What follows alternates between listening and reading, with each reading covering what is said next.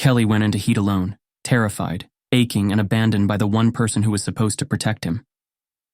His mate, Darian Steelbread, was ruthless, powerful, the alpha of a pack that ruled through fear. And Kelly?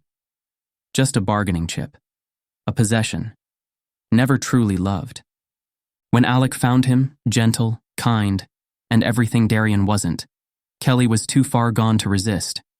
His body responded before his heart could catch up, and Alec, not knowing Kelly was already claimed, marked him in the haze of instinct.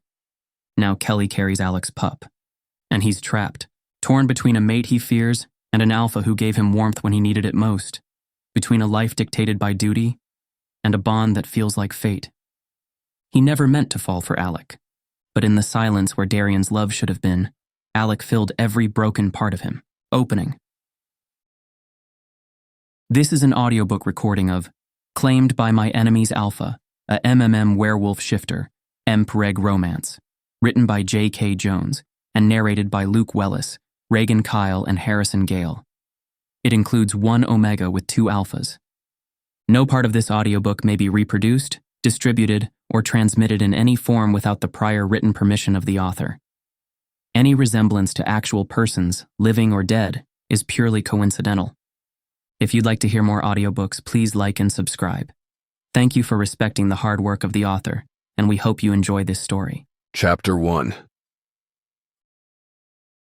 The wind was wrong. It carried more than the usual scent of pine and frost. There was something headier tucked beneath it, something primal. Alec stopped mid-step, boots crunching in the hard-packed snow, breath fogging the air. His wolf stirred beneath his skin. Heat, and not just any heat. An Omega in heat. And close. Very close. So close he could taste it, rolling it over on his tongue. Slick and pine. Alec's pulse kicked up as instincts surged.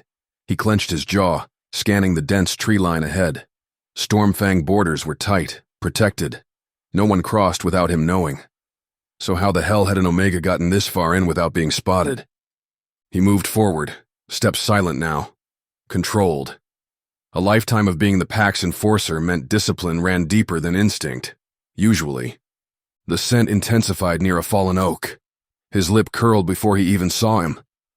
A boy, no man, curled into himself near the roots, limbs trembling with the beginnings of a shift he couldn't complete. Tawny fur sprouted unevenly along his spine, his nails caught between human and claw.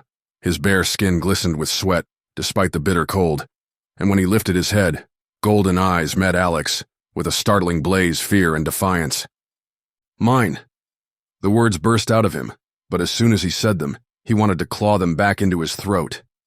Back off, the Omega rasped. Alec didn't move. You're trespassing. The Omega's laugh was dry. Didn't exactly come here on purpose. His scent was all over the place. Panic, pain, and heat, layered like smoke. But there was something else beneath it.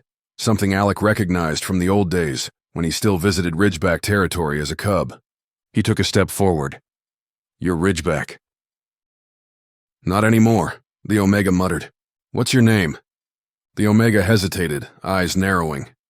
Kelly. The name hit him like a punch. Kelly, the Ridgeback Alpha's youngest son. Rumor said he was weak, unfit for their brutal pack life. Now Alec was seeing why.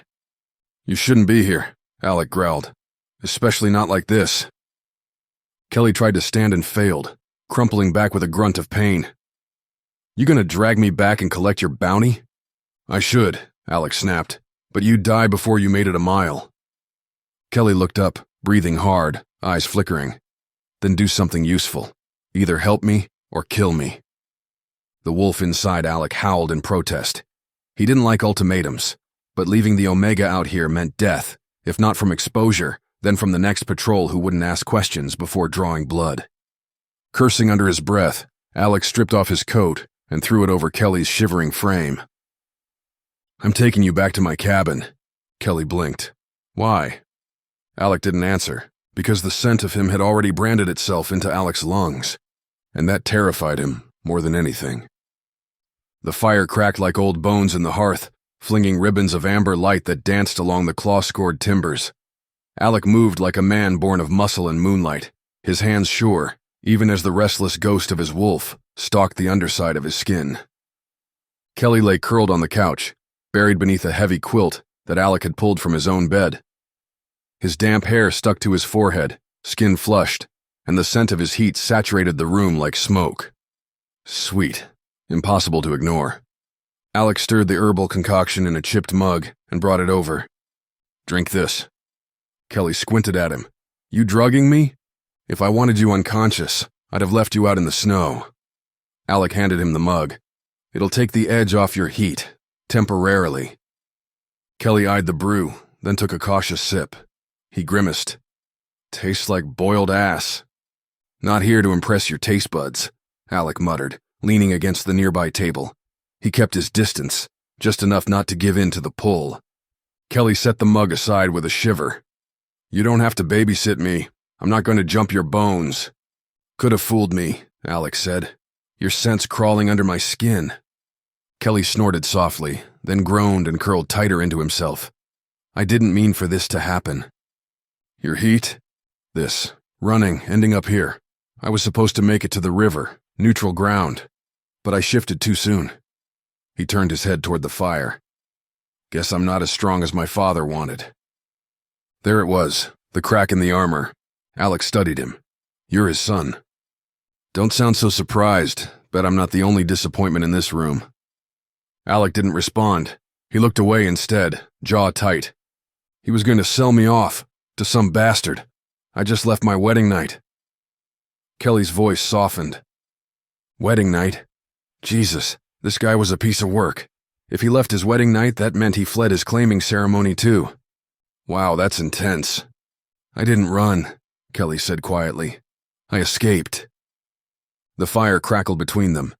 Alec could hear his own heartbeat, feel his claws itching to break skin. Not out of rage, but instinct. His alpha side was wide awake and watching. He crossed the room to the kitchen shelf, grabbed a bowl of cold water, and brought it over. He dipped a cloth and knelt beside Kelly, wiping his forehead. Kelly stiffened. I said I'm fine. You're burning up. Let me do this or I'll throw you in a snowbank. The Omega didn't argue. His eyes slid closed as Alec worked, and for a moment the tension dropped between them. A sigh left Kelly's lips. Vulnerable. Honest. You're not like the alphas I know, he murmured. Alec chuckled under his breath. Good. Kelly blinked, barely keeping his eyes open. You're gonna regret helping me. I already do. But Alec didn't stop. He stayed there, kneeling beside the couch, cloth in hand, as Kelly's breathing slowed and the worst of the heat passed. He wouldn't touch him. Not like that. But he couldn't walk away either. The scent of Kelly's heat still clung to his clothes, to the walls, to his soul. And Alec was beginning to realize this wasn't a coincidence.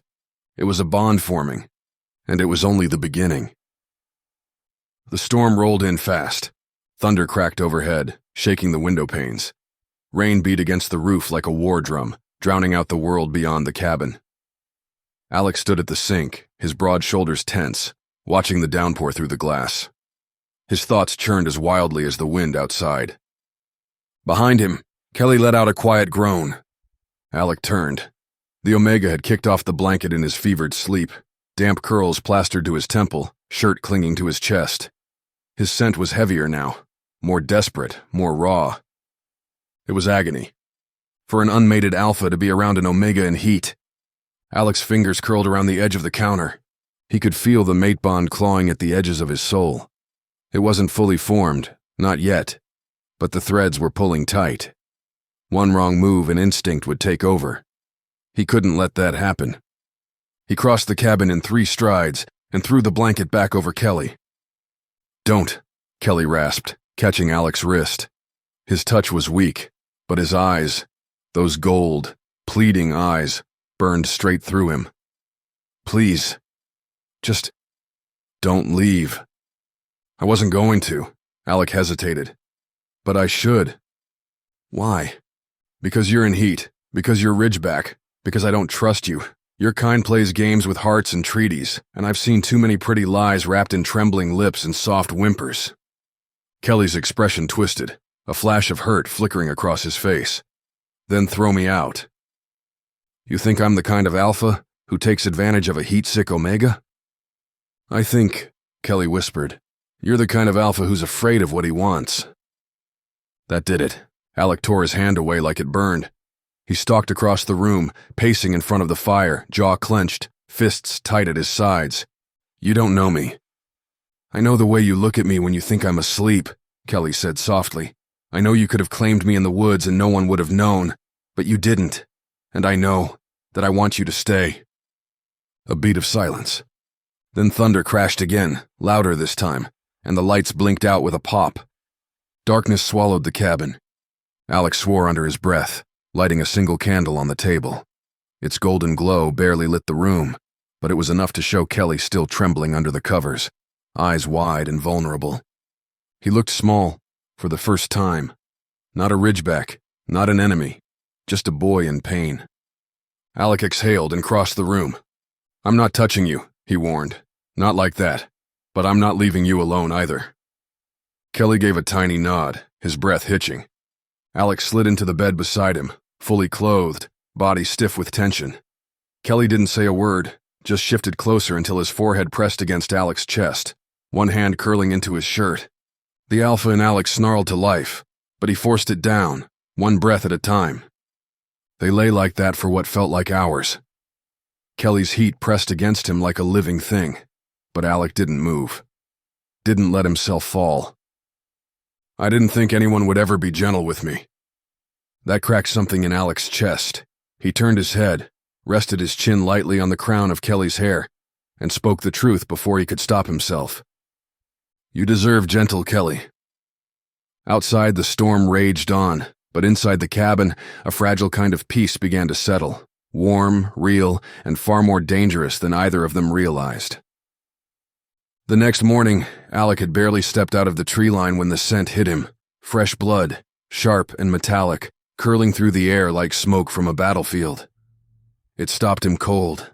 The wind shifted, and the scent dragged across his senses. Wolf blood. Stormfang. Damn it. His grip tightened on the strap of his pack as he forced himself forward. The forest was still thick with the damp chill of morning, pine needles slick with dew, and birds quiet like they knew something had gone wrong. Kelly was still back at the cabin, curled under quilts, sweat damp, and flushed from the tail end of his heat. Alec had stayed as long as he could, longer than he should have.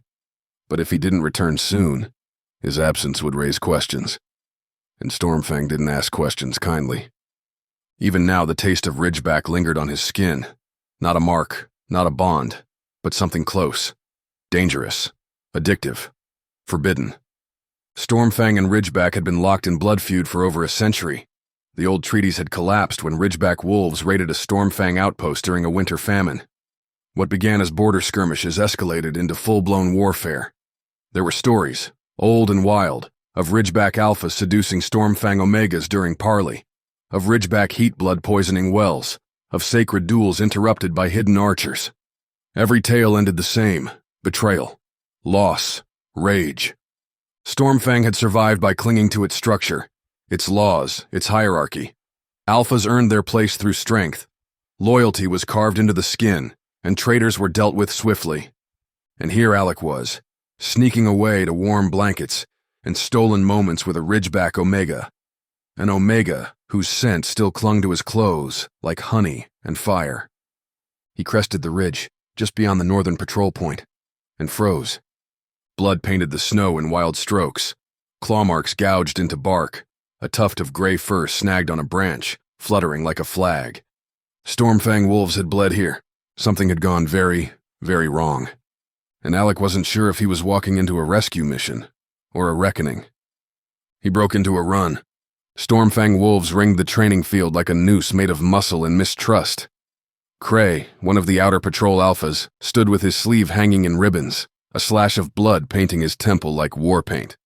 His gaze snapped to Alec the moment he stepped into the clearing, sharp as a drawn blade and twice as cold. "Where the hell have you been?" Cray demanded. "We were attacked. Ridgebacks. 2 border scouts barely made it out."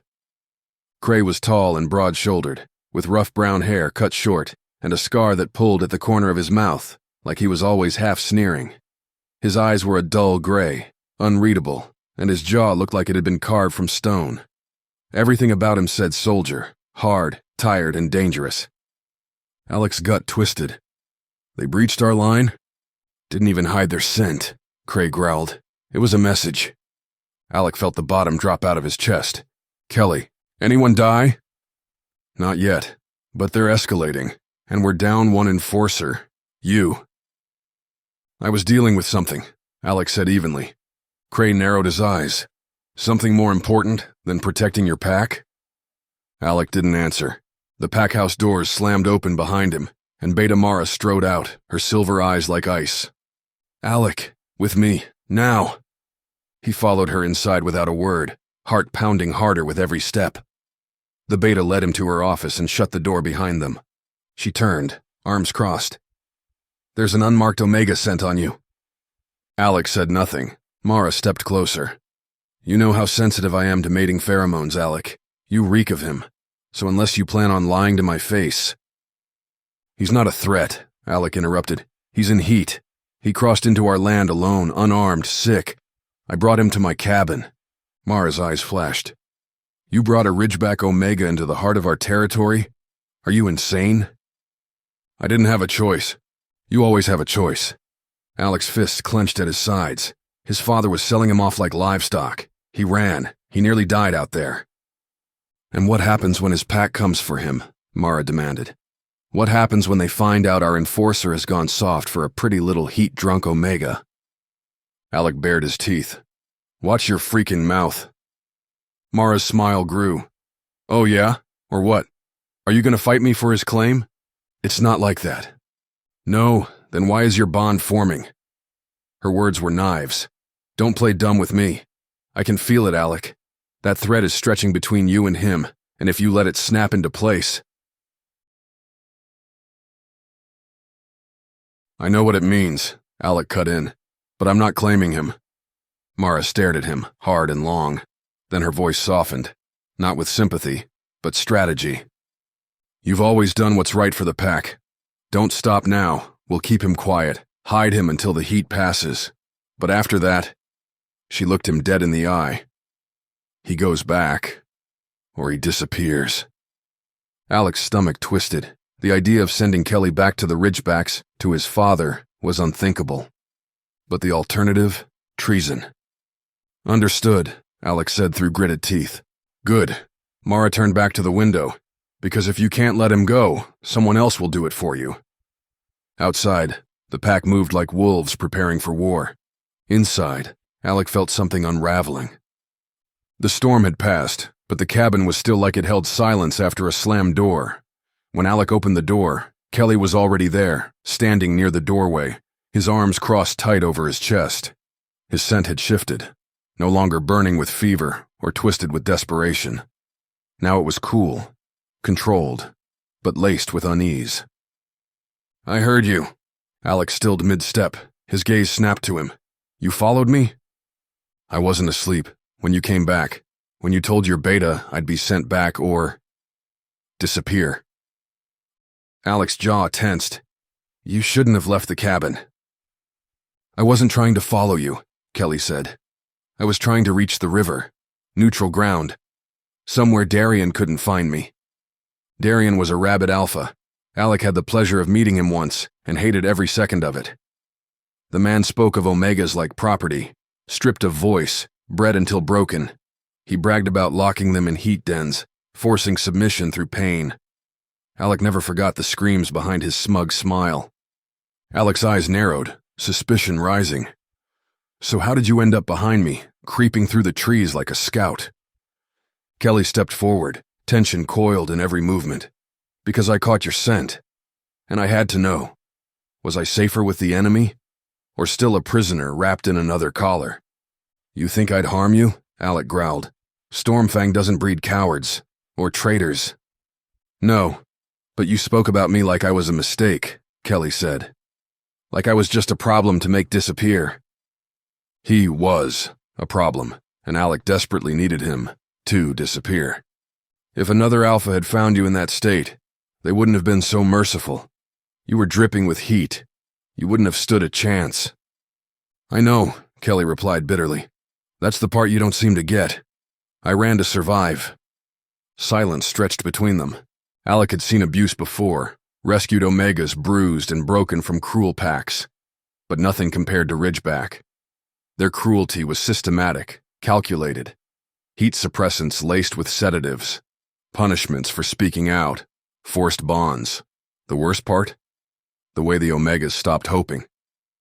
Alec saw that same dead flicker in Kelly's eyes now. "You could have stayed in the cabin," Alec muttered. Kelly's laugh was humorless. "And wait for you to decide whether I lived or vanished?" Alec took a step forward, eyes dragging over every inch of the Omega before him. Kelly's short brown hair was tousled, damp from the cold, but it only made the angles of his face sharper.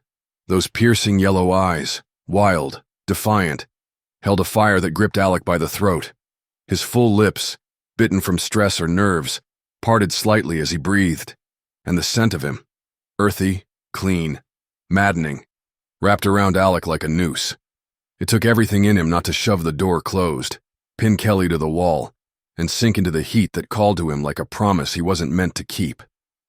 "You're Ridgeback," Alec said. "You're not weak, but that doesn't mean I trust you. I've seen wolves play innocent before." "Then you're not looking closely enough," Kelly shot back. "Because if I wanted to ruin you, I would have stayed quiet, let you send me off like a burden, but I'm still here." Alec didn't answer. Kelly exhaled hard. "I don't expect your protection. Just don't pretend you care, then plan to erase me the second I'm inconvenient." Alec's expression flickered. "You won't survive out there alone," he said finally. Kelly raised his chin. "Maybe, but I'd rather die free than kneel to another monster." They stared at each other, the air between them sharp with truths neither wanted to admit. And somewhere, in the back of Alec's mind, a question whispered. Was he protecting a spy? Or something far more dangerous, an Omega with nothing left to lose? "That's not fair." "No," Kelly laughed bitterly. "What's fair, Alec? That I trusted you? That I begged you to stay beside me, and you did, only to hand me back when I'm no longer bleeding or burning?" "I didn't say I was sending you back. I said I understood. That's different." "Is it?" Kelly's golden eyes shimmered, glassy. "Because where I'm from, wolves don't offer shelter to those they plan to abandon." Alec's throat tightened. "I wasn't planning anything." "You were lying, then. Why did he care what this stupid Omega thought anyway? He was facing treason if he couldn't get rid of him. And yet, here he was talking about keeping the runt and worse. His wolf was actively fighting against leaving him." A long silence stretched between them, only broken by the faint crackle of the fire. "I can't choose you over my pack," Alec finally said. "But that doesn't mean I want to see you hurt. You don't get it, do you? I've always been someone's pawn. My father, my pack, and now you." Kelly's voice cracked. "You're not a pawn to me." Kelly turned, walking toward the door. He stopped with one hand on the handle. "When my heat ends, I'll leave," Kelly said. "I won't go back to the Ridgebacks. I'll figure something out." He pulled the door open. Cold air rushed in and something in Alec snapped. Alec moved. He crossed the room in a blink, his fingers wrapping around Kelly's wrist. Not tight, not forceful, just anchoring. Kelly froze. The wind howled behind them, but inside the cabin everything stilled. Alec said nothing at first. His chest rose and fell with quiet urgency.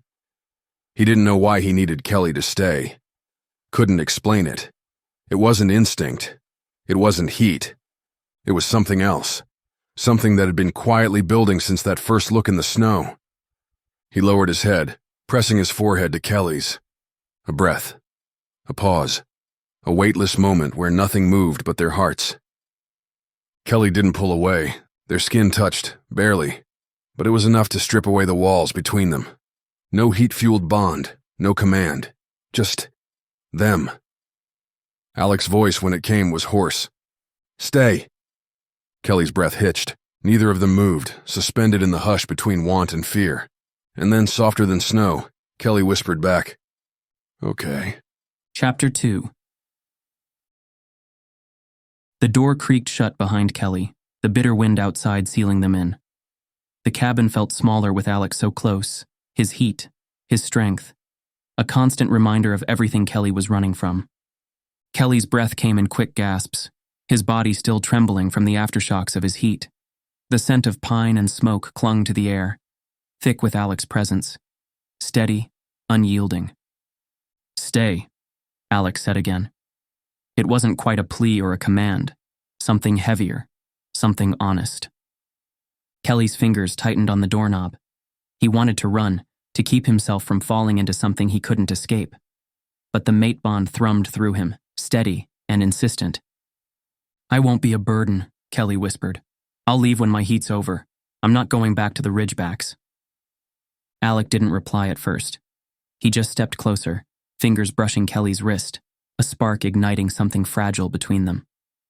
"I don't want to be alone," Alec said. "Not when I know you're out there, hurting. Stay, just until you're better." Kelly hesitated, but something in Alec's voice, soft, unsure, made him want to believe, want to stay. So he did. He stepped away from the door, settling near the fire without a word. Alec moved to the stove, the clink of metal and soft crackle of flames filling the silence. For the first time in ages, Kelly felt something like peace. But peace never lasted, and the longer he stayed, the harder it would be to go. Alec knew that. Kelly did too. The days passed slowly, a quiet routine that felt like a fragile dream. Alec had made it clear without saying much that Kelly wasn't leaving. Not yet. Not when Alec wasn't looking at him with the same intensity as before, not when he saw how much the man was trying to make him feel welcome, trying to keep him safe. Kelly spent his days recovering, his heat slowly ebbing away, though the lingering effects still made him restless. His body no longer burned with the feverish need to be claimed, but it still craved the presence of Alec. Something in him stirred whenever Alec moved close, even when he wasn't touching him. And Alec was always near, always there like a shadow that never left. It was strange, but Kelly wasn't sure how he felt about it. Alec didn't press, didn't ask for anything in return. The days were quiet, the rhythm of life in the cabin almost peaceful. Alec hunted for food, cleaned the small space, and kept the fire fed, moving with an ease Kelly couldn't help but watch. There was something primal about the way Alec moved through the cabin. Like he belonged there. Like the world outside didn't matter when he was there.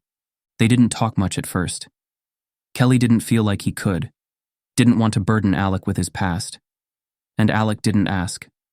He was patient, waiting for Kelly to say what he needed, letting the quiet moments stretch between them. But Kelly could feel the weight of the unspoken. The bond was there, whether either of them wanted to acknowledge it or not. One afternoon, Alec stood by the small window of the cabin, his back turned as he peered out at the snow-covered trees.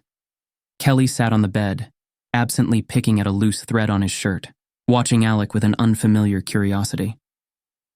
"You know," Alec said casually, like he was musing to himself. "I didn't expect you to still be here, after everything." Kelly's stomach twisted at the words. After everything. It wasn't a question, but an observation, a fact. Alec had no reason to keep him. No reason other than some lingering sense of obligation, or perhaps something else. "I'm not your problem," Kelly said quietly. Alec glanced over his shoulder, catching his gaze for just a moment before turning back to the window. "You might not think so, but it doesn't work like that." Kelly frowned, unsure of what he meant. But before he could ask, Alec turned away from the window entirely and reached into the pack by the door. "You're not a prisoner here, Kelly," Alec continued, pulling out 2 bundled-up cloaks. "But you are my responsibility, and until you're ready to leave, this is your home. Don't make it harder than it has to be." Kelly bit back the instinct to refuse. His body was still in a haze, still trying to reconcile the man who had saved him with the dangerous alpha he was supposed to avoid. But Alec's voice wasn't commanding.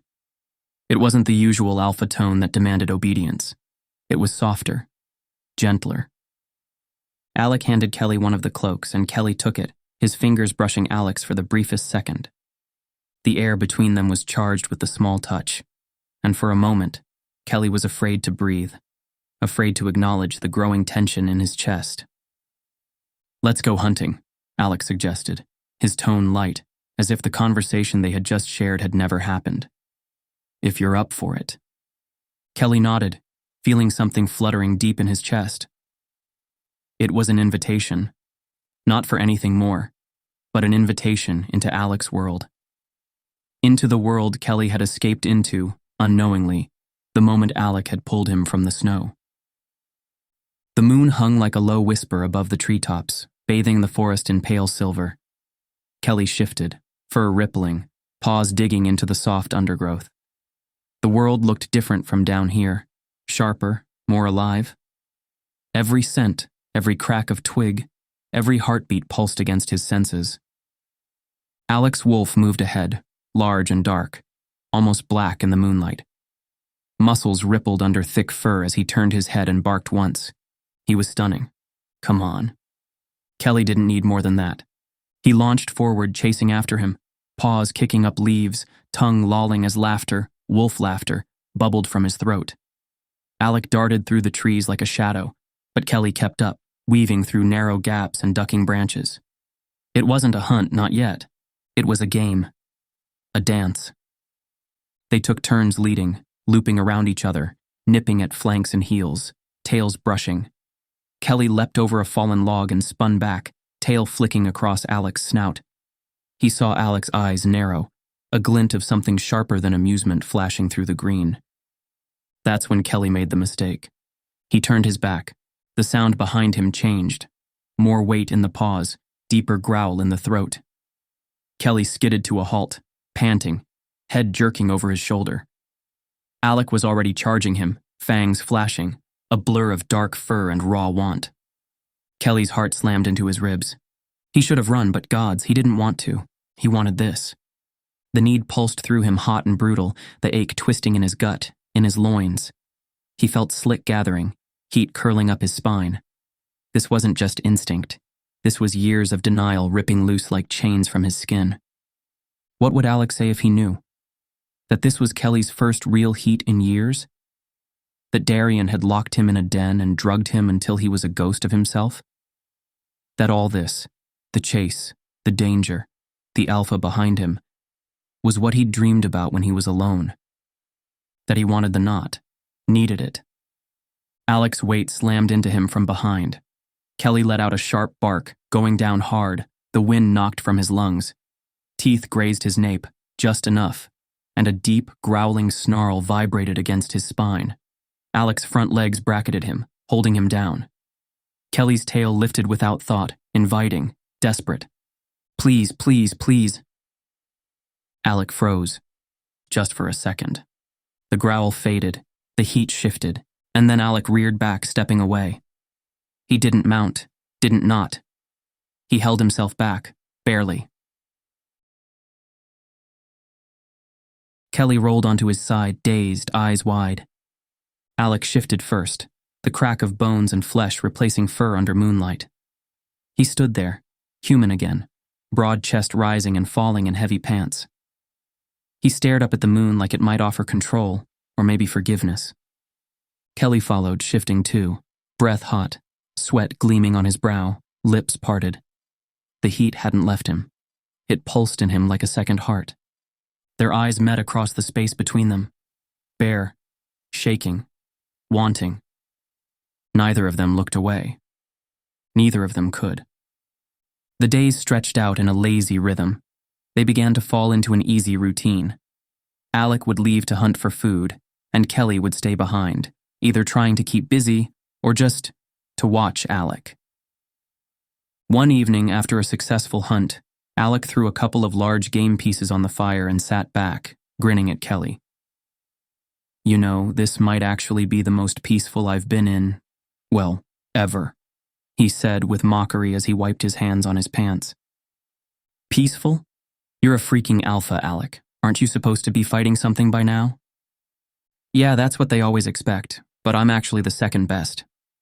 Alec chuckled, the sound deep and rumbling. Kelly snorted. Second best? What are you talking about? Stormfang's enforcer, Alec said, stretching his legs out in front of the fire. You know, the one who does all the dirty work, keeping the pack in line, crushing enemies, and being everyone's backup plan. He leaned forward, winking at Kelly. You know, the usual hero stuff. But only second to the actual hero. Who, by the way, is my brother, the golden boy of Stormfang. Haha. Wait, Kelly said, laughing. You're the backup guy? I thought you'd be like the alpha. You've got the, alpha vibes. Trust me, I've got the scars to prove it. Alex scoffed. But no, Josh, my older brother, he's the golden one. Born leader, smooth talker, gets the elders nodding without even trying. Me? I lost one fight when I was 17, one fight, and that was it. No alpha challenges after that. I got assigned enforcer. End of story. Wait, you lost and they just stuck you with enforcement duty? Kelly tilted his head, intrigued despite himself. That's the rule. Alec gave a low chuckle, like the memory both amused and annoyed him. Alpha heirs fight for dominance. Winner leads, loser protects. Enforcers are the claws behind the crown. We don't make the decisions, we execute them. Sounds ominous, Kelly murmured, though he couldn't deny the way his chest tightened. Enforcers are the most dangerous wolves in a pack. Alec's voice dropped a notch, almost like a dare. You don't need to be the loudest, just the smartest, the fastest, cold enough to do what others can't. I learned that pretty damn quick. Kelly swallowed hard. His gaze dragged over Alec. Broad shoulders, those lean muscles coiled like they were always half a second from springing into action. His heart gave a weird little lurch, his throat dry. He clenched his thighs together instinctively, heat crawling up his neck and spreading. The idea of Alec, clever, lethal Alec, being tasked to protect the pack, to handle threats with violence, to own his opponent with nothing but cunning and force. Yeah, that was doing things to him. You okay there, sweetheart? You look a little warm. Alec leaned lazily against the cabin wall, watching him with a faint smirk. Sounds like a lot of brooding and blood. Super sexy. Kelly cleared his throat, refusing to squirm. You have no idea. Alec's voice curled with amusement, the corners of his mouth twitching into something wicked. So you're basically the pack's muscle and their trash man. Kelly crossed his arms, trying to focus on literally anything else. That's one way to put it. Alec's laugh rumbled low in his chest.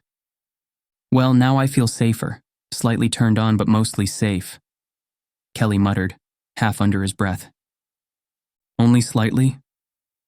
Alec's gaze sharpened with something more dangerous than amusement. Don't flatter yourself. Kelly looked away fast, pretending to study the fireplace. But he could feel Alec's eyes still on him, measured, hot, knowing. And Kelly wasn't sure how long he could pretend he didn't like it. The muscle, the enforcer, the one who gets the job done, Alec said. But I also get the smallest piece of the pie, always. You're really selling it to me, Kelly quipped, trying not to laugh. This sounds like the life. They both fell into a comfortable silence, watching the fire crackle. For the first time in days, Kelly felt like he could breathe a little easier. Alec's presence was strange, but it wasn't as oppressive as he had feared. There was something about him that made it easy to laugh, even in the midst of everything they'd been through. All right, enough of me, Alec said. Your turn. What's the deal with you? How does an Omega like you end up running from your own pack? Kelly paused, the question catching him off guard. But he didn't hesitate long. He wasn't ready to spill all of it, but a little honesty couldn't hurt. Ridgeback's no place for me, Kelly said, his tone a little more serious. I wasn't made to live under Darian's rule. He wasn't the kind of alpha I needed, and I sure as hell wasn't the kind of Omega he wanted. Alec nodded, his expression softening. Yeah, I get that. Darian's a rabid bastard. I've crossed paths with him before. Kelly looked at Alec a little surprised. You've met him? Alec grimaced, the easygoing facade slipping for a moment. Unfortunately, yes. He's everything that's wrong with alphas. And trust me, I've met my fair share of bad ones. Sounds like a real charmer, Kelly muttered. Alec chuckled darkly. Charming he is not, but as long as I'm not trying to claim you, I'm happy to be second in line. All the perks of being an alpha, none of the responsibility. Kelly laughed, shaking his head. You really are a mess, aren't you? You have no idea, Alex said with a wink. But hey, it works for me. It's better than being second to someone who makes you feel like dirt. Kelly stared at him for a moment, his heart inexplicably softening. Maybe you're not so bad after all. Alex smirked. It's a start. Kelly realized that he wasn't just surviving here in this cabin. He was beginning to enjoy himself. Enjoy Alex's company. Enjoy the light-hearted teasing, the humor, the easy camaraderie that had started to blossom between them. But even amidst the lightness, Kelly knew that the real danger wasn't far off. Their peace wouldn't last. The moment Alex's pack found out what had happened, things were going to change. Whether Alec liked it or not. The cabin had become their world, small but full of moments, awkward, funny, and somehow intimate in a way neither of them quite understood. Alec was different around Kelly, more playful. And Kelly? Well, he was trying hard to stay distant, to keep the walls up. But the more Alec joked, teased, and laughed, the more Kelly felt like he was being pulled into a storm he didn't know how to escape. That night, they were by the fire again. The heat from the flames flickered on the walls, the shadows that danced like old memories in the corners. Alec was sitting across from Kelly, his legs stretched out in front of him, his knife still in hand as he carved a piece of wood absent-mindedly. His focus wasn't on the task, though. Kelly could feel Alec's gaze flickering to him every few moments, like he was trying to figure out what Kelly was thinking. What are you thinking about? Alec asked, but there was an edge to it. A question he hadn't asked before.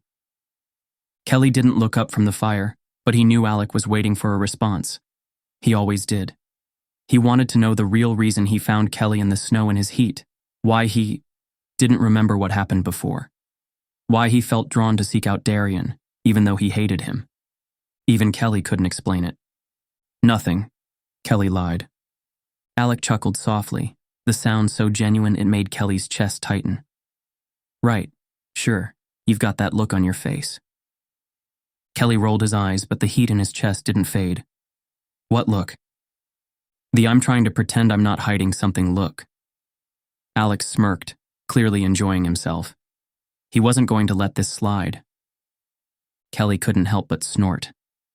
Alec wasn't so bad. He was kind of fun. Dangerous, sure, but fun. You've got a lot of time on your hands to be staring at me, huh? I'm not staring, Alex said, leaning forward slightly with a teasing grin. I'm appreciating. Kelly's heart thudded in his chest, and he fought to keep his face neutral. Appreciating? The things you say, Alec. What, you don't like a little compliment now and then? Kelly didn't respond. Alec moved closer, shifting so that he was sitting right beside Kelly now. It wasn't subtle, but Kelly didn't move. He couldn't. Alec had a way of making the air feel thick, heavy, like it was full of things neither of them could say. Kelly's heart was racing again. Damn it, why did Alec have to smell so good? Why did his presence make Kelly feel like he couldn't breathe, couldn't think straight? Kelly swallowed. The tightness in his body flared again. Heat, need, something far worse, and he could feel the pull. He didn't know what was worse. The fact that Alec had the power to make him feel like this, or the fact that Alec seemed to know exactly what he was doing. His fingers brushed against Kelly's wrist, a soft touch at first, and then firm. Kelly froze. Alec's touch lingered, almost like a question, a promise. You're not alone anymore, Alec murmured. The weight of the words hit Kelly like a punch to the gut. He swallowed hard, his pulse hammering in his ears. The fire crackled between them, and all Kelly could focus on was Alec's touch. I know, Kelly whispered. He didn't want to admit it, didn't want to feel this weak, this vulnerable. But he did. I know. Alec leaned in, his lips brushing against Kelly's ear. I'm not going anywhere, and neither are you. And then, as if the universe had finally decided to stop being cruel, Kelly felt it. The bond. It snapped into place with a force that stole the breath from his lungs. Not gentle, not sweet. It roared through him like wildfire, scorching, demanding, final. It wasn't the heat. Not anymore. This was something older, something deeper than flesh, something written in blood and bone. His head turned before he could stop himself, lips crashing against Alec's with a desperation that came from his soul. Alec groaned into his mouth, gripping the back of Kelly's neck like he'd fall apart without it. Their kiss wasn't soft. It was a clash, a fight, a surrender. Kelly gasped, but Alec didn't pull back. Couldn't. Because the second his lips left Kelly's, his instincts surged, wild and ancient, and before reason could return, he bit. His fangs sank into the soft curve of Kelly's neck, and blood burst against his tongue. Metallic. Sweet. His. Kelly screamed, high, sharp, and trembling. His hands pushed against Alec's chest, but his body arched into the bite, legs trembling, mouth open with shock, and something dangerously close to pleasure. The pain was lightning, the bond was chains, and Kelly didn't pull away. Not even when his eyes welled with tears. Not even when Alec pulled back, lips soaked in blood, chest heaving like he'd just come back from the brink of death. Kelly collapsed into him, fingers gripping his shoulders, the mark pulsing hot on his neck. He'd been claimed, and God's helped them both, he wanted it. Alec's breath came in shallow bursts as he pulled away, his hands trembling just slightly on Kelly's skin. Kelly, still reeling from the kiss, tried to steady himself, to make sense of what had just happened, but every part of him was consumed with Alec. His touch, the way he looked at him, the way their bodies fit together like they were meant to. "Are you okay?" Alec asked, as if testing the waters, unsure of what he had just done. It was refreshing for an alpha to ask. Darian never did. Kelly didn't trust himself to speak, so he just nodded. His body was still humming with the aftershocks of the kiss, the bond pulsing between them, something primal and deeply raw that neither of them could ignore. But even in the afterglow, there was the creeping reality of what this meant. Alec had claimed him. No matter what either of them said, the bond was there. It was undeniable. Things wouldn't have been so bad, except Kelly already had an alpha, and Alec was his enemy. Kelly shifted uncomfortably, trying to collect himself. He wasn't ready for this. He wasn't ready for any of it. But the heat still burned through his body, and now there was Alec. His presence a constant reminder that Kelly couldn't escape the pull.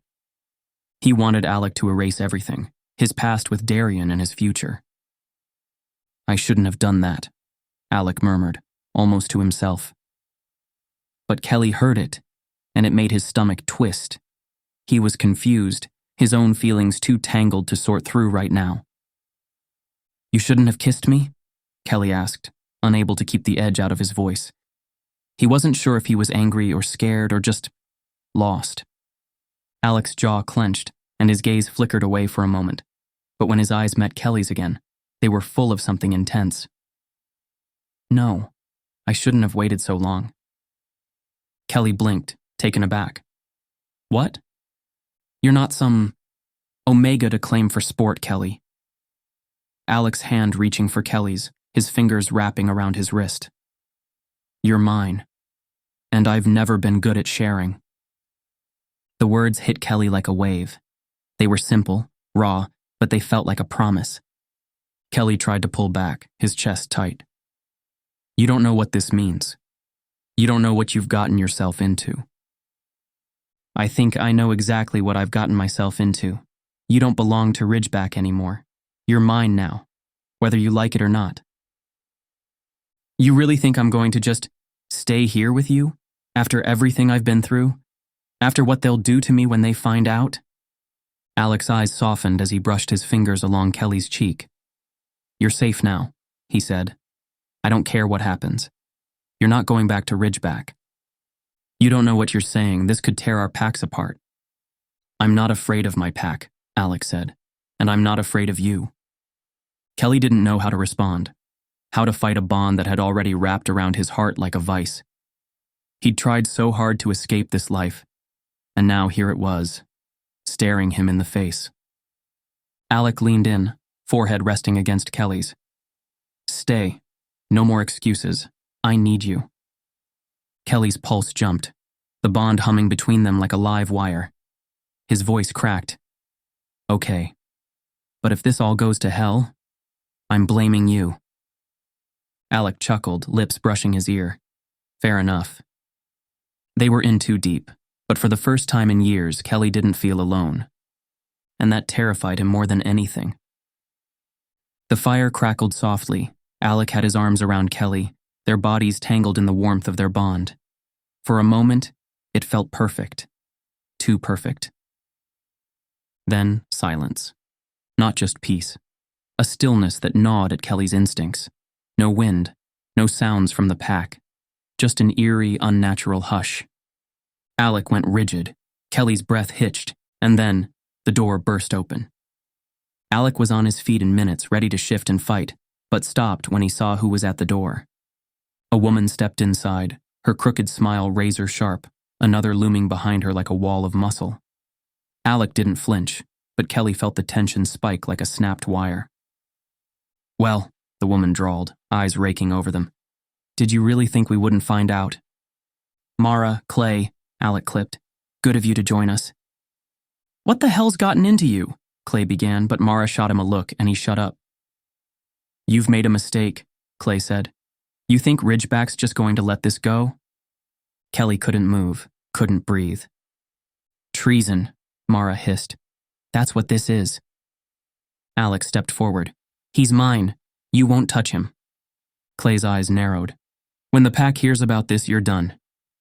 I don't care, Alec snapped. Let them come. Silence fell. Then Mara smirked and turned away. You'll regret this, Alec. The door slammed shut. They were gone, for now at least. Kelly's pulse pounded. The heat of their bond still buzzed under his skin, but guilt crashed in like a wave. This is my fault. Alec stood tall, jaw clenched. But Kelly could feel it. Cracks forming beneath the surface. He wanted to speak, to apologize, to run. But where? Back to Ridgeback? To Darien? No. Never again. But what if Alec regretted it already? I should leave, Kelly murmured. Don't do that, Alec said, turning to him. You're not a burden. Kelly looked up, throat tight. I don't regret this, and you shouldn't either. But Kelly's heart twisted. The danger, the fallout, it was just beginning.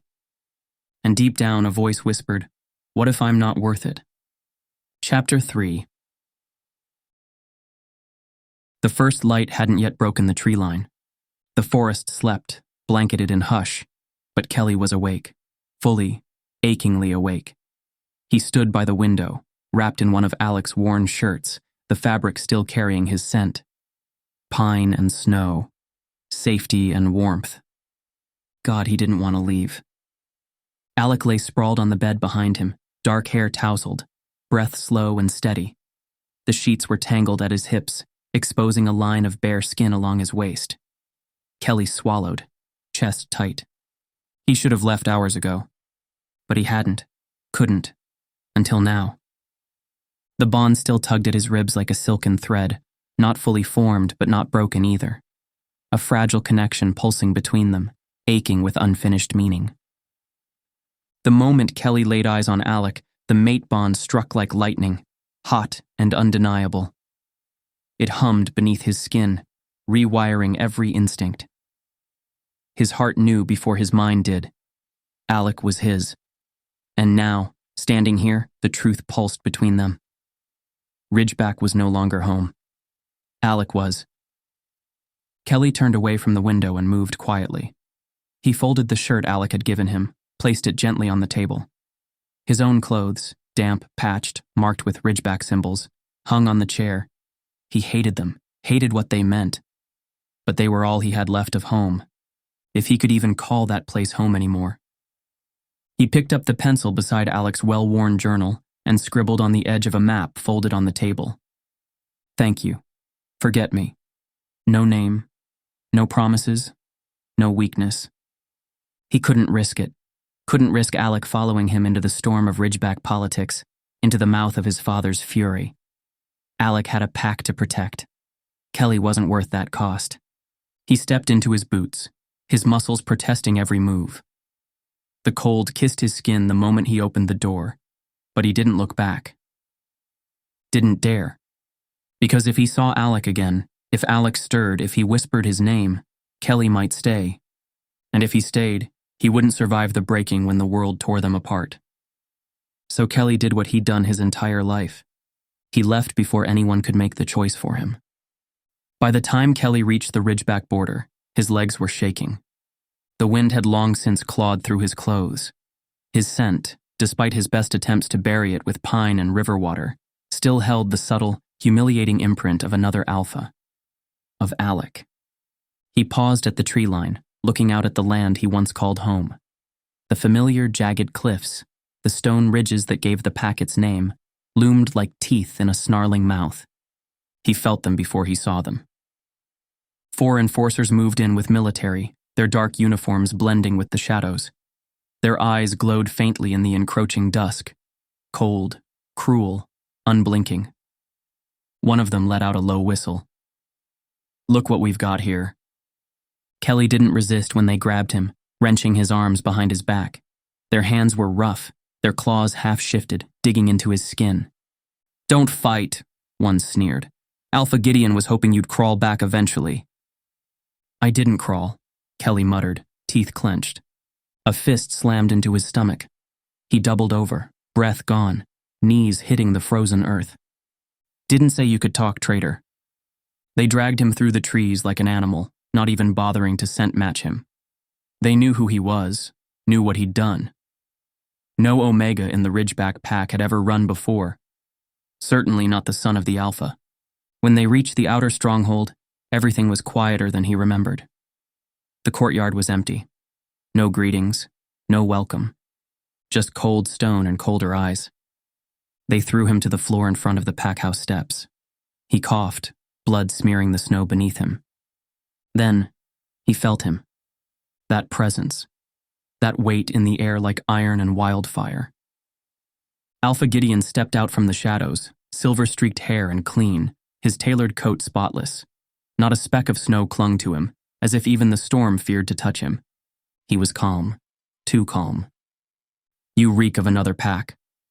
Kelly didn't answer. Gideon took a step closer. "You let a Stormfang Alpha knot you, didn't you?" Kelly's jaw clenched. His silence was answer enough. "Disgusting," his father whispered. "An embarrassment to my blood. An Omega who spreads his legs for an enemy."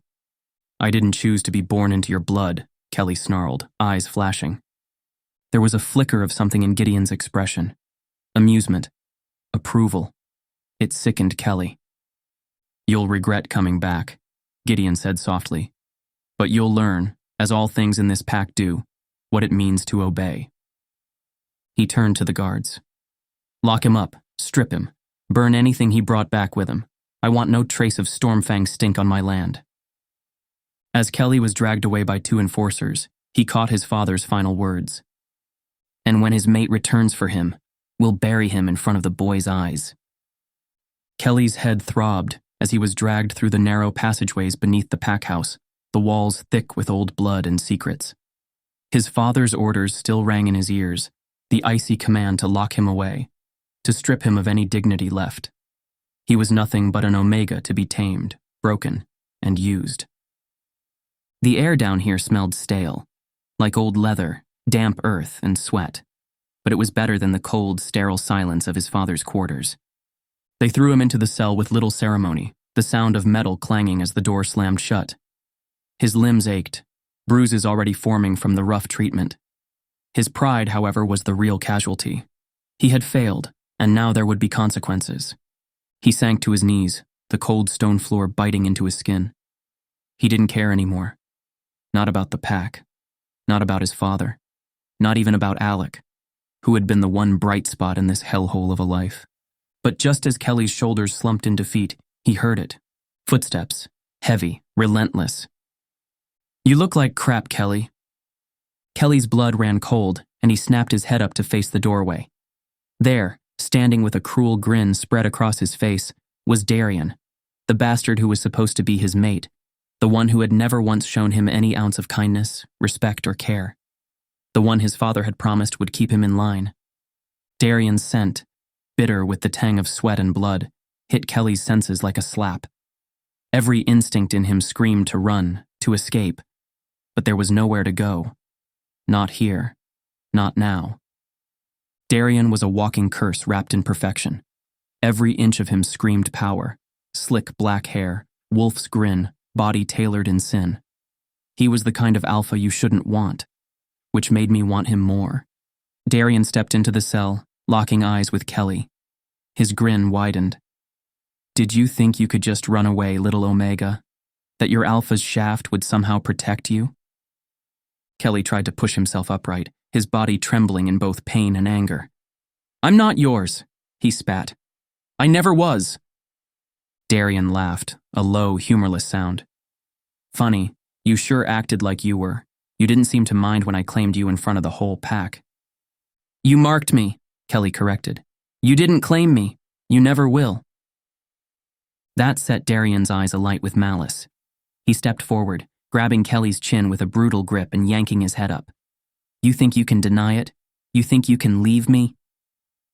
His fingers dug into Kelly's skin, pressing hard enough to leave bruises. You'll always be mine, whether you like it or not. Kelly flinched, the harshness in Darien's touch igniting a fire of fear and resentment in his chest. He hated him. He hated how Darien thought he could own him. He hated how helpless he felt, locked in this godforsaken cage. Don't touch me, Kelly growled, trying to pull away. I'm not your mate. I never was. Darien's nostrils flared. What's that smell? Nothing, Kelly said, trying to back away. It's... You're... He stopped, gazing down on me. You're with child? I recoiled as if slapped. It was something I never allowed myself to admit. That night spent with Alec in the cabin, that night had been everything. I wouldn't allow Darien to taint it. Because we both knew the truth. It was too soon. Impossible, Darien whispered almost to himself. It's only been... He did the calculations in his mind, frowning. I claimed you and then you ran away, still in heat. I have no memory of that night, I gritted out. And it's Alec's pup. Impossible, he hissed again, this time outraged. Don't you get it? I want nothing to do with you. I don't want you in my life anymore. I hate you. I hate you so much. Darien's grip tightened, and for a moment, Kelly thought he might break his neck with the way he squeezed. You think you get to decide that? Darien sneered. You think anyone gets to decide who they belong to? Kelly struggled to hold on to the last shreds of his pride. Kelly would cling to the lie, even if it destroyed him. I choose my own fate. Fate? You think you have any control over this? He stepped back, his eyes gleaming with twisted satisfaction. No, Kelly, you don't. I'm coming for you, and this time, I won't let you go. Darien was ice and ash and bitter spice. Even when he was cruel, his touch made me melt. I hated him. I craved him. That was the worst part, Kelly thought. Before Kelly could respond, Darien turned on his heel and strode out of the cell, the heavy metal door clanging shut behind him. The finality of it struck in Kelly's chest like a hammer strike. Kelly collapsed onto the cold floor once more, his breath shaky, his heart hammering in his chest. Darien's words rang in his ears, louder now that the silence had returned. He was trapped in every way that mattered, and he had no idea how he would escape. The cell was colder now. It didn't matter that the night had crept in, cloaking the world in darkness. Kelly felt like the sun had long since abandoned him. He lay on the stone floor, his back pressed against the cold, unforgiving wall. His body was exhausted, bruised, bloodied in places, but it was the emotional toll that had broken him most. The sound of his breathing filled the silence, shallow, ragged, like it didn't quite belong to him anymore. His throat ached, but not from any physical injury. It was from the weight of the choices that had led him here. The choices that felt like they'd been ripped from him, pulled away by an unseen force. Why did I come back? The question whispered through his mind like a faint voice in an empty room, but he had no answer. No good reason. Just the same suffocating guilt. The same damn shame that had followed him from the moment he'd stepped into Alec's world and let himself believe he could have something more. I was stupid. The thought was like a jagged shard of glass scraping against his chest. Kelly closed his eyes, pressing his hands over his face as if he could smother the pain, but it still bled through. His father, Darian, the pack. They were all so deeply tangled in him, like vines pulling him back into their suffocating grip. And Alec. Alec had been a fleeting light in all of this darkness, but Kelly knew better than to think he could ever live in that light. He didn't deserve it. His father had made sure of that. Darian had made sure of that. Every day, every moment had been a reminder that he was nothing more than an object, something to be used, controlled, and discarded. I'll never be free. The thought felt like a promise, but one he hated with every fiber of his being. He clenched his fists, the sting of his nails digging into his palms, grounding him to the present. He couldn't afford to lose himself now, couldn't afford to break in this place. Not after everything, not after what they'd done to him. The door of the cell creaked open, and Kelly flinched at the sound. His breath caught, and for a moment, his body stiffened, ready for more punishment, ready for more taunts, more degradation. But the footsteps were slower, more measured than usual. His father, or Darian. When the figure stepped into the low light of the cell, Kelly's heart stopped for a moment. It wasn't Gideon.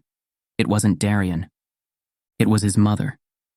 Her face was as cold as the stone walls, her expression etched with the same ness that had haunted him his entire life. Her eyes, dark and void of any warmth, studied him, tracing the bruises on his skin as if she were seeing them for the first time. "So, this is where you ended up." Her tone was soft but cutting. Kelly swallowed hard. "Go away, Mother." Her lips twitched, a mockery of a smile. She stepped closer, her boots scraping on the floor. "You never did know when to stop, did you?" Her gaze flickered to the door, where the enforcers had left him, then back to him. "You thought you could leave. You thought you could run from this pack, from your father." Kelly's fingers twitched, the urge to throw something, anything, at her burning in his chest, but he resisted. It wouldn't do any good. Nothing ever did. "You knew what you were, Kelly, from the moment you were born. You think your father will forgive you. Think again. He'll make you pay for this, pay for thinking you had any say in your own life." "Stop it!" Kelly's words cracked, the anger in him giving way to something far more fragile. "Just stop." But his mother didn't stop. She never did. "You'll never escape him. You're bound to this life, to this pack, just like your father, just like Darian." She spat the name like a curse. "You will bow to them, Kelly. You always will." Kelly's vision blurred with unshed tears, but he refused to let them fall. He wouldn't cry for her, not for anyone. "Then let me go," he whispered. "If I'm not worth anything, if I'm just a disappointment, then let me leave." His mother's face softened just for a moment, but it wasn't warmth. No, it was something colder, something final. "You belong to this pack. You always have. You always will." She turned to leave, her boots echoing in the silence of the cell. As the door clanged shut, Kelly felt the last part of him, the part that had been hopeful, the part that had imagined there was something more out there for him, slip away, and he was left alone again, silent, shattered. Kelly's body felt like it was made of stone.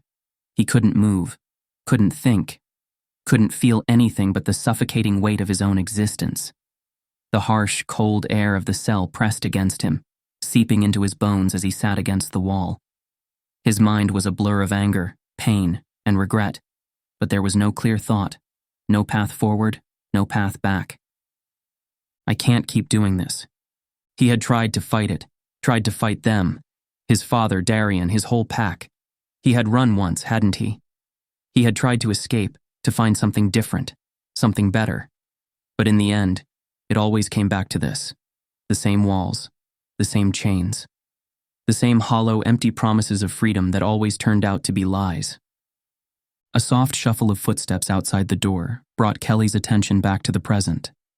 He stiffened, his heart racing, though he knew it wasn't Darian, wasn't his father. They wouldn't come down here for a while. The enforcers had taken care of the punishment. They'd put him in his place. No one needed to check on him now. But the footsteps stopped. The door creaked open, slow, cautious, just enough for a shadow to slip inside. Kelly tensed, breath caught in his throat. For a second, the world held still. Then the scent hit him. Deep, earthy, tinged with pine and smoke. Wild and unmistakable. Alec. Kelly's heart slammed against his ribs. Alec was here. Here. After everything. After the rejection. The silence. The heartbreak. Why now? Alec stepped fully into the flickering light of the cell, his eyes sweeping the room until they landed on Kelly, chained and broken on the floor. Anger flashed behind that gaze, focused, deadly. Not at Kelly. At whoever had dared to put him here. A soft noise came from the hallway, boots, a guard on patrol. Alec didn't hesitate. He turned, silent as a shadow, and waited behind the door. The lock clicked open. In one brutal motion, Alec grabbed the guard, slamming him against the wall with a crunching thud. The man dropped like a stone. Another guard shouted, stepping into view. Alec lunged. A low snarl tore from his throat as he drove a fist into the man's gut, then brought an elbow across his jaw. The second body collapsed. Kelly could barely breathe. Alec turned back, his chest rising and falling, eyes lit with something fierce. "We don't have much time," he said, already at Kelly's side, working the shackles with a stolen key. The metal clinked as it fell away. Kelly's legs gave out, but Alec caught him. "Can you run?" he asked. Kelly nodded, even if his body wasn't sure. He'd run if it killed him. They slipped into the corridor, Alec moving ahead like a predator on the hunt, silent and fast. Kelly kept close, ignoring the burn in his limbs, the ache in his bones. Sirens blared behind them. Someone had found the bodies. "Go," Alec barked, grabbing Kelly's hand and pulling him into a side tunnel. Gunshots echoed, but they didn't stop. Freedom was close. He could feel it in Alec's grip, in the way their feet slammed the concrete in perfect rhythm. The bond between them, rejected but never truly broken, burned hot and alive. Kelly didn't know what waited beyond these walls, but Alec had come for him, and this time he wasn't letting go. Chapter 4. The wilderness felt different, freer, but no less dangerous. Alec sat on the porch of the cabin, rough wood pressing into his back as he stared out at the trees. Kelly had chosen him, but it came at a cost. They were fugitives now. The Ridgeback pack would never forgive the betrayal. The door creaked behind him. Kelly stepped out, hoodie pulled tight, hair tousled by the wind. He didn't speak, but Alec felt the weight in his gaze. "I can't stop thinking about it," Kelly murmured. "About us. But what if this was a mistake? What if they come for us?" Alec stood, closing the distance. "Then they come. But I'm not letting them take you. I'm with you. Always." Kelly looked up at him, eyes dark with doubt. "You think we can survive this? Just the two of us?" Alec's hand cupped his cheek, firm and warm. "We don't need anyone else." Kelly leaned in, lips brushing Alec's, hesitant, then hungry. The spark between them ignited into fire. Later, as they stood at the edge of the trees, Kelly's voice was quiet. "I don't even know who I am outside the pack." "You're not alone," Alec said, touching his shoulder. "We'll figure it out. Together." A low wind stirred the forest. "Did you hear that?" Kelly asked, tense. "It's just the wind," Alec replied, though unease coiled in his gut. He led Kelly inside, the cabin door creaking shut behind them. For now, the silence felt like peace, but Alec knew it wouldn't last. Alec watched Kelly laugh, that rare, unguarded sound that made something deep in his chest ache with want, not just for his body, though that had been damn near impossible to ignore last night. No, this was deeper. This was his. Kelly, soft and sharp and scarred, and his. But the warmth between them, the teasing, the playful ease, it wouldn't last. Not with the pack already hunting for them. Alec's smile faded. He exhaled slowly and sat up just enough to rest on his elbow, gazing down at Kelly's face. "They'll find us soon," he said. "Probably already know I'm gone. Once word gets out what I did, taking you, running, I'll be called to stand trial." Kelly's breath hitched, the laughter draining from his expression like spilled ink. "Alec." "I know." Alec brushed a lock of hair from Kelly's forehead, his fingers lingering. "It's treason, against my own alpha, against the pack." Kelly's brow creased with fear. "They'll kill you." Alec shook his head, not in denial, but in understanding. "Maybe, maybe not. I'll invoke Skaldengar." Kelly blinked. "What the hell is that?" "It's old. A relic from when our kind still solved things with claws and blood. It means I fight. One-on-one. Trial by dominance. The strongest alpha wins." He gave a dry laugh. "Let's just say it's not the go-to option in modern politics." Kelly stared at him like he'd just lost his mind. "So, you're going to fight to the death because of me?" Alec's chest tightened, but he didn't flinch. Instead, he leaned down, pressing his forehead to Kelly's. "No. For you." Kelly's eyes shimmered, caught between disbelief and something much more fragile. Fear. Yes. But also a trembling hope. Alec smoothed his palm down until it rested over Kelly's stomach, the place he couldn't stop thinking about, even if it was too soon to hope for anything more. But he hoped. God, he did. "I want this," Alec murmured. "I want you." Kelly's lower lip quivered. "You shouldn't. You should want someone who doesn't come with all this baggage. Someone who isn't a target. Someone your pack doesn't see as..." "Enough." Alec silenced him with a gentle kiss, then pulled back, eyes fierce. "You are not broken. You are not a mistake. You are mine. And if I have to tear through every single wolf in my pack to keep you safe, I will." Kelly's throat bobbed as he swallowed hard. "But if you lose, I won't." The answer came too fast, too sharp. Alec exhaled, softer now. "I can't afford to. I need to win. Not just to protect us, but to change how things are. I'm done living under the old rules." He looked down at his hand, still resting over Kelly's stomach. "And maybe one day, if we're lucky, if the moon's kind, we'll have something more." Kelly placed his hand over Alec's, fingers threading together. "You really think we'll survive this?" "I do." Alec leaned in again, lips brushing Kelly's temple. "Because we're not just surviving anymore. We're living. Together." There was silence for a beat, heavy but not hopeless.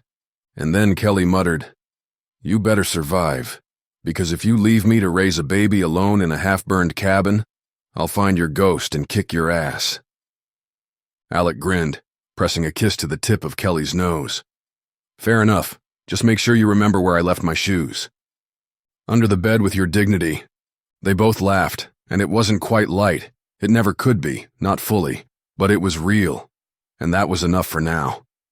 Alec held him closer, but beneath it all, something steady thrummed. Hope, and a promise that no matter what came next, he'd fight for Kelly until his last breath. Alec sat at the kitchen table, fingers drumming an anxious rhythm against his coffee mug. Steam curled from the rim, but his thoughts were miles away, tangled up in worry and regret, and the one person who'd crashed into his life like a storm he hadn't seen coming. Kelly. He was walking around Alec's cabin barefoot and braless, like it didn't matter that the world outside wanted him dead or dragged back in chains. Alec wanted to believe he could protect him from all of it, from everything. But he knew better. Some wounds didn't want bandages. They wanted time. And time was the one thing Alec wasn't sure they had. "Hey," Kelly beamed. "You spacing out again?" Alec blinked and looked up. Kelly stood in the doorway, a ratty apron tied crookedly around his narrow waist, flour smudged across one cheek like war paint. His hair was sticking up in 3 different directions, and the kitchen behind him looked like it had survived a minor explosion. "You trying to poison me?" Alec asked with a smirk, eyeing the half-melted blob on the tray. Kelly scowled, but the corner of his mouth tugged up. "Bite me." "Tempting," Alec murmured, rising to his feet. but I think your cookies already did. Kelly let out a short, shaky laugh and turned away, arms crossing over his chest like a shield. I just wanted to do something normal. Something stupid and domestic. You know, like bake cookies for the guy I'm kinda maybe falling for. That last part came out rushed, like he hadn't meant to say it. Alec's heart did something weird in his chest, twisted, caught, then clenched tight. You don't need to prove anything to me, Alec said, gentling his voice as he closed the distance between them. I already see you. All of you. Kelly swallowed hard. Yeah, well, it's hard to feel seen when all I've ever been is a disappointment. My dad used to say the only thing I was good at was running away. Alec reached out, brushing his knuckles across Kelly's cheek, wiping the flour smear without a word. His touch lingered, grounding. Then let's keep running, he said softly. Together. Kelly looked up at him, eyes wide and glassy like he didn't dare believe it. But before he could speak, a howl tore through the air outside, low, rough, familiar. Kelly went rigid. That's not your pack, he whispered. Alec's face darkened, all warmth draining out in an instant. He moved to the window in 2 strides. No, he muttered, eyes scanning the trees. That's not anyone I know. Another growl was closer this time. More voices joined in. Snarls, howls, the sound of claws breaking earth. Kelly's breath hitched. It's them, he said, dread creeping in like ice water. My pack. They found me. Alec spun toward him. Go, now. Out the bedroom window, Wood's out back. I'll hold. The front door shattered open. Wood splintered. Hinges screamed. The frame nearly tore from the wall as a figure filled the threshold like a shadow given form. Broad, towering. Power bleeding from every inch of him.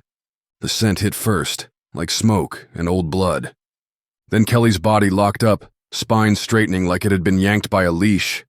His voice came out strangled, small. Dad, please. The Alpha's eyes gleamed red in the low light, cold and cruel as a winter hunt. He smiled, like a wolf who'd found the lamb. Alec stepped forward, fury burning beneath his skin. You picked the wrong freaking cabin. Kelly's heart slammed against his ribs, fear and fury crashing through him like a wild river. He had been hoping, praying, that they wouldn't find him. It was stupid to return here, but for some reason, he'd hoped Alec's pack would keep their secret. Keep them hidden, but they were wrong. Dead wrong. Because here they were, his pack, his father, the Alpha who had controlled his life for so long. Kelly, his father clipped. Come with me, son. Now. Kelly's instincts screamed at him to run, to flee with Alec as far from this nightmare as possible, but he knew his father wouldn't make it easy. He could already see the hunger in the Alpha's eyes, a hunger for control, for dominance. No! Kelly spat, stepping forward. I'm not going back with you. I'm done. I'm with Alec now. Alec's protective stance grew more pronounced. He stepped closer to Kelly, his body tense, ready to fight if it came to that. He could smell the tension in the air. His wolf was itching to get out, to protect the Omega he had claimed as his own. But this wasn't going to be easy. The 2 enforcers behind Kelly's father snarled, their teeth glinting in the light. One was tall, with scars crisscrossing his face, while the other had dark fur, his eyes burning with hostility. Neither of them seemed to care about Kelly's choice. They were here for one thing, to bring him back. You think you have a choice? The Alpha's voice rumbled like thunder, his gaze shifting between Alec and Kelly. You belong to me, and you belong to the pack. You're nothing without us. Kelly's hands clenched into fists, his wolf pushing against the surface, desperate to break free. I'm not your property anymore. Touch him and I'll tear you apart. Big words from a second-rate wolf. Before Alec could react, the first enforcer lunged at him with a savage snarl, teeth bared. Alec dodged the attack just in time, rolling across the floor to his feet, his wolf surging to the surface, faster and more brutal than ever. Kelly barely had time to react before the second enforcer came at him. The dark wolf's eyes glowed red with aggression, and Kelly's pulse raced as the wolf reached for him. But Alec was faster. In a blur of motion, Alec was there, shoving the dark enforcer away from Kelly with a snarl. Touch him again. and I'll show you what real strength looks like." The enforcer didn't hesitate. With a savage growl, he swiped at Alec, claws outstretched, aiming for his throat. Alec blocked the attack with a fierce growl, his muscles rippling with power as he shoved the wolf back, slamming him into the wall. The impact shook the cabin, but the enforcer quickly recovered, baring his teeth in a furious snarl. Kelly could barely keep up with the speed of the battle unfolding around him. He felt his wolf straining against his skin, urging him to fight, but the fear of what his father might do kept him rooted to the spot. Alec was giving it everything he had, his body moving like liquid steel, graceful yet brutal. "Run!" Alec shouted as he fought off another strike from the enforcer. "Go!" But Kelly wasn't listening. Instead, his gaze snapped to his father, who had been waiting for the right moment. The alpha's eyes glowed with malice as he stepped toward Kelly, his teeth gleaming in the light. "I've had enough of this," Gideon sneered. "You are mine, and I will force you to see that." Without warning, the alpha lunged at Kelly, grabbing him by the arm with brutal force. Kelly's breath hitched in his throat as his father's claws dug into his skin, pulling him closer. His world tilted, and he was pulled into a powerful grip that felt like a vice. Alec's roar split the air as he launched himself at the alpha, his claws extended, fury pouring through his veins. The collision was explosive. Alec slammed into the alpha, knocking him back, sending them both crashing into the wall with enough force to crack the wooden planks. "You will not take him," Alec snarled, blood dripping from a scratch on his cheek.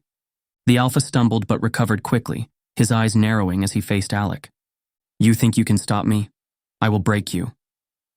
"I'm already broken, asshole. You'll have to do worse than that." The alpha snarled, lunging again. Claws met claws, fangs snapping, bodies crashing into walls and tearing through the cabin like wild storms. The air pulsed with fury, and Alec gave everything he had: rage, instinct, the desperate need to protect Kelly. He shifted mid-motion, his wolf erupting from his skin in a violent blur of silver and muscle. They collided again. Flesh ripped, wood splintered. Alec's claws slashed across the alpha's chest, sending the older wolf flying into the fireplace with a thunderous crack. The room fell silent, just for a breath. Alec, panting, stood atop broken floorboards, blood matting his fur and dripping from his muzzle. But it wasn't over. A second growl, then a third. Shadows moved outside the shattered door.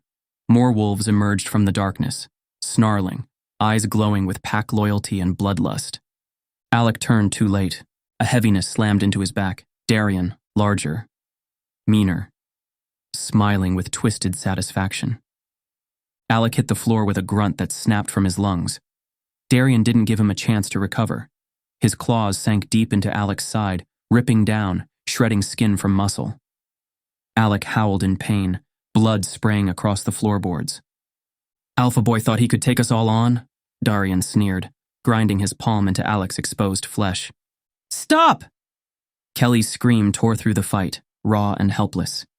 Alec struggled to rise, but Darian drove his knee into his spine, pinning him like an animal. Another slash. Deeper. Blood poured freely now, painting the room in crimson. Kelly couldn't breathe, couldn't think. Alec was dying.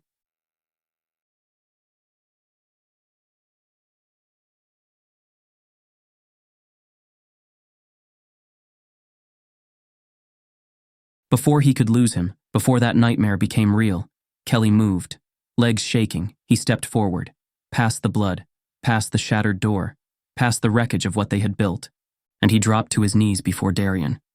Tears streaked down his face. "Please, please stop. I'll go with you. Just don't kill him." Darian stilled. He looked down at Kelly, amused and cruel. His bloody claws loosened from Alec's flesh, just slightly. Then, without warning, he grabbed Kelly by the hair, jerking his head back hard. Kelly gasped. Darian's mouth crashed onto his. It wasn't a kiss, it was a claim. Brutal, possessive, meant to humiliate, meant to remind everyone watching who owned who. When he pulled back, Kelly was shaking. His lips were red with blood and tears. "You're mine," Darian said. Then he turned to the others with a wave of his hand. Toss him at the Stormfang's gates. Let them see what happens to traitors. 2 wolves moved to Alec's broken body, dragging him like discarded meat. Kelly didn't dare move. Darian's hand tightened around his arm like a shackle. It's time to come home, Kelly. And Kelly, heart shattered, let him lead. Kelly gripped the sink, knuckles white as another wave of nausea hit him. His stomach twisted, throat raw from dry heaving. The lilies in the corner, his favorite, now smelled like poison, like grief masked in petals. A knock at the door. He didn't answer. It creaked open anyway. Darian stepped in, tall, commanding, as cold and unreadable as ever. "We're getting married tomorrow," he said flatly. "I want a family, Kelly. With you. With our pup." Kelly's breath caught, but he didn't meet Darian's eyes. He was still haunted by the image of Alec, bloodied and barely clinging to life, his body shattered and torn. The memory of Alec's pain, the way he'd almost died right in front of him, felt like a wound that wouldn't heal. The sight of his mate, vulnerable, broken. Kelly could still feel the sickening twist in his stomach. The man who had always been so strong, so full of life, reduced to a shell. The thought of him dying on the cold ground, his last breath a desperate plea that Kelly couldn't reach, was unbearable. Kelly's breath caught. He slowly turned toward him, eyes bloodshot and wet. "It's not yours." The words hung between them, heavy and brutal. Darian's expression darkened. "Don't start with that bullcrap again." "It's Alec's, I know it." Darian stepped forward, jaw clenched. "That's impossible. You were with me. Mine. Long before he came crawling into your bed." "You don't know that," Kelly said, his voice cracking. "And I don't care. I want it to be his." Darian's fury boiled over. He grabbed Kelly's arm, yanking him close. "You're living in a fantasy," he growled. "But it's time to wake up. You belong to me, and tomorrow we make it official." Kelly didn't struggle. He just looked away, hollow and exhausted. Darian released him with a sneer and walked out without another word. Kelly sagged against the sink, his body trembling. A fantasy. It was all he had left. Chapter 5. The room smelled like lilies and desperation. Kelly's stomach rolled again, the nausea roiling and immediate. He braced a hand on the edge of the desk, ignoring the scattered wedding gifts and crumpled silver ribbon. His vision blurred. All he could hear was the sound of Darian's boots on the marble floor, slow and deliberate. "You've barely looked at me," Darian said. "Not once." Kelly didn't answer. His throat was tight. His eyes darted to the window. The sky had already darkened, a storm swelling in the distance. What did it matter anymore? He was married to a man against his will. Darian crossed the room and grabbed Kelly by the wrist, not hard, not soft.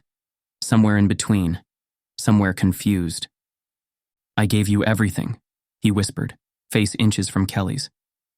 "And you act like I'm your executioner." Then, without warning, Darian kissed him. It wasn't gentle, it wasn't cruel. It was frantic, born of years of longing, bitterness, and power unspent. His hands slid to Kelly's waist, but Kelly didn't react. He didn't fight, didn't lean in, didn't flinch. He just went still. His arms hung at his sides. His mouth was slack, unresponsive. His eyes, wide and unblinking, stared past Darian, locking on the lilies wilting in a vase near the fireplace. By the time Darian pulled away, Kelly still hadn't moved. The silence hit harder than a slap. Darian's chest heaved. "Seriously?" he rasped. "That's what I get?" Kelly blinked once, slowly. Darian recoiled like he'd been struck. "Do you know what I've done for you?" He spat. "The pack would have killed you. They wanted your head on a spike, and now I've mated with you. An Omega who's been bred by the enemy." Kelly didn't even blink at the word. Darian's voice cracked. "Gideon wanted your death, and I protected you. I chose you. So the least you could do is pretend to care about me." A pause, a breath, a flutter in Kelly's chest that shouldn't be there, that shouldn't hurt. Because he hated Darian, didn't he? And yet he wasn't blind. He saw the trembling in Darian's hands, the red in his eyes, the way he stood like someone begging not to be left behind. Kelly looked at the vase again. Lilies, his favorite. White, delicate, and soft. The same kind Darian used to sneak into his room as a courting gift, back when things were different. Back when Kelly still believed he could save him. His stomach twisted, and he wished for the first time in weeks that it was only the nausea. Darian stepped back, wiping a hand across his mouth like he could scrub away the rejection. He wasn't trembling, but something in his stance was off-kilter, dangerous in a way that felt more broken than brutal. "You think I wanted this?" His voice pitched. "Do you think I asked to mate with someone who smells like another alpha?" Kelly flinched. Darian's eyes narrowed. "That got your attention." Kelly said nothing. His mind felt like a fogged mirror, reflecting nothing back. His body was here, but the rest of him had checked out long before the ceremony. Maybe back at the cabin. Maybe the moment he realized Alec was gone, and no one was coming to stop this. Darian moved again, slower this time. "You're not some innocent Kelly," he muttered. "You ran off. You slept in his bed. You let him knot you, didn't you?" Kelly looked down at the floor. "They would have torn you apart. My pack, my father. Gideon wanted your head on a spike, but I made them back off." Kelly's stomach twisted. He hated that his pulse fluttered. "And do you know what it cost me?" Darian's tone cracked, brittle and bruised. "I told them you were mine. I told them I'd mate you. Mark you. Just to keep them from dragging you out into the snow and gutting you." Still, Kelly didn't speak. But Darian's next words came quieter. "I picked the lilies," he said. "I remembered you liked them." That was the part Kelly hadn't expected. That softness. "I used to walk 3 miles to find them during our courtship," Darian added, with a hollow laugh. "The white ones. You always said they reminded you of freedom." Kelly's chest burned, not from guilt, not even grief, just exhaustion. The kind that weighed behind the eyes and under the ribs, the kind you couldn't sleep off. "I don't want your love," Kelly whispered, almost too soft to hear. "And I didn't ask for your protection." Darian froze, but Kelly kept going. "You didn't do this for me," he said, lifting his gaze for the first time. "You did it because you couldn't stand that I belonged to someone else." Darian's jaw clenched, his nostrils flared, but he didn't deny it. Not once. The palace was too quiet. After Darian stormed out, Kelly sat on the edge of the bed for a long time, still in his ceremonial robes, the lilies on the desk beginning to wilt. He couldn't bring himself to throw them out. He knew what it meant, that Darian had remembered. That somewhere beneath the anger and cruelty, there was a boy who once asked Kelly to dance barefoot under the stars. But that boy was gone, wasn't he? A soft knock came at the door. Kelly didn't answer, but the door opened anyway. A servant girl stepped in, small, mousy, trembling at the sight of him. My lord," she said, holding a tray. "Alpha Darian said you'd missed dinner. He told me to bring you something light. For your stomach." Kelly blinked. "Did he say that?" She nodded, setting the tray down gently. A cup of peppermint tea, dry toast with honey, his old favorites, his comfort foods. "I'm Dina," she added, twisting her hands. "I used to work in the kitchens, before you left." Kelly stared at the tea. His throat tightened. "Alpha Darian, he's not always like this," she whispered. "He used to smile, laugh. Only with you, though." "Mina," Kelly said carefully. "I don't need anyone defending him." She looked away, shame blooming across her cheeks. But then she added, "He used to pick lilies every week during your absence. Put them in a vase on his desk. Wouldn't tell anyone why." Kelly didn't have a response to that. Mina curtsied quickly and left, the door clicking shut behind her. He sat alone with the tea. The silence returned, and the lilies, half dead but still fragrant, leaned gently toward him in the evening breeze. Part of him wished he hadn't heard that Darian picked them for him, that he remembered Kelly's stomach was always sensitive in the morning. It didn't erase the damage, but it did something worse. It made Kelly doubt. Eventually, he had to come out of his den and take his place at his alpha's side. The gates of the home pack opened like jaws. Kelly stood tall in his ceremonial cloak, though the wind bit through it. Every eye in the courtyard turned to him. Warriors, elders, pups, all of them watching the traitor return. The Omega who had run away, the one who came back mated, and worse, not to his destined alpha. He walked beside Darien, head high even as his stomach churned with nausea and nerves. Darien's jaw was set, his hand resting near the hilt of his dagger. A silent warning to anyone who looked at Kelly too long or with too much malice. It didn't stop the whispers. He smells like him. Why would the alpha take him back? He was bred by a foreign pack. He should have been exiled. Kelly kept walking, refusing to let the tears rise. He wouldn't give them that. Not when the elders met him with stone expressions. Not when the alpha of his home pack, a man Kelly once called father, barely acknowledged him. "You'll live in the lower chambers," his father said coldly, "until the child is born.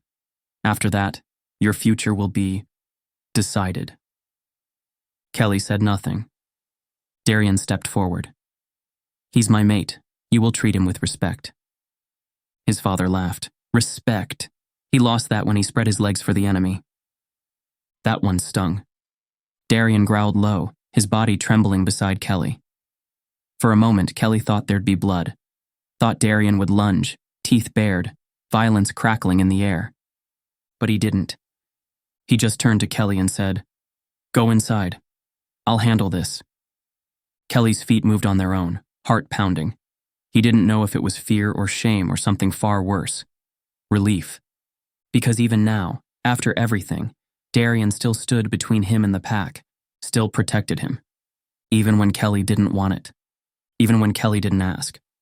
Inside the chamber, the scent of mildew and ash filled his lungs. The small stone room was cold, unlit. A cot shoved in the corner. No blankets. No fire.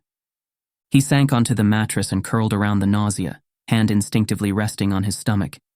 He was back, but not welcome, and no longer whole. The cell was too quiet. Kelly lay curled on the thin mattress, staring at the stone ceiling, counting the cracks. Every second stretched out like a blade. The cold seeped through the walls, bone deep. His body still ached from the ceremony. His heart ached more. He should sleep, but he couldn't. Not when every breath tasted like regret. That's when he heard it. Tap, tap, tap, soft against the window's iron bars. He sat up slowly, confusion creasing his brow. He shuffled across the floor, peered through the small slit carved into the stone wall. A raven, sleek, black, watching him with intelligent eyes. And tied to its leg, a scroll. Kelly's heart stuttered. With trembling fingers, he untied the message. The raven flapped once and vanished into the night. He unrolled the parchment. The handwriting was unmistakable. "Alec, they told me you were gone. They told me you chose him. But I know you, and I know that look in your eyes wasn't surrender. It was survival. I don't care what they say. I don't care whose second mark is on your neck. You're still mine, and I'm coming for you." Kelly's breath hitched. His fingers clenched the letter so tightly it crumpled at the edges. For the first time in weeks, he smiled. Not a big smile, just a ghost of one. Small, shaky, but real. He folded the letter and pressed it to his chest. His other hand dropped to his stomach, resting lightly over the small flutter there. The pup. Their pup. Outside, the night howled. A storm was coming. And deep in the shadows of the home he'd once called sanctuary, Kelly whispered to the dark, "Come find me, Alec." Chapter 7. Darien's fist punched through the brick wall, brick dust crumbling over his knuckles, blood welling to the surface, but he didn't feel it. Kelly was gone, lost to him and taken by another alpha. Although he was here physically, emotionally, he was elsewhere. Darien stood in the hallway, his chest rising and falling in shallow bursts. The shadows felt colder tonight. Like they knew what he was about to do, what he had to do. He'd kept Kelly alive, protected, shielded. All while Gideon pressed his boot down on their necks, trying to turn Kelly into nothing but a heat-broken vessel. Darien had fought tooth and claw for Kelly's safety, had taken punishment that should have broken him, and now the Omega had run to the first Alpha who offered soft words and a cabin in the woods. No, that wasn't the whole story. Kelly had always wanted more. Freedom, a name, choice. The Darien had seen it in his eyes since they were pups, huddled together in the old Ridgeback den. But Alec didn't know him. Didn't know what Kelly looked like when he cried in his sleep. Didn't know the exact pitch of his voice when he was scared but trying not to show it. Didn't know how Kelly always stood between Darien and the worst of his father's wrath. No, he'd fought too hard to give Kelly up. He would take Kelly back. He'd crawl to Stormfang if he had to. Let Alec puff his chest and threaten treason. Let the council roar. Let the world burn. He didn't care. Because Kelly belonged to him, not Alec. Not ever. And Alec could keep pretending the Omega was his, could hold him, mate him, not him. But none of it would change the truth that had Darien trembling now, hands clenched tight at his sides. Because what Alec didn't know was that the pup Kelly was carrying, it wasn't his. It never had been. End part 1.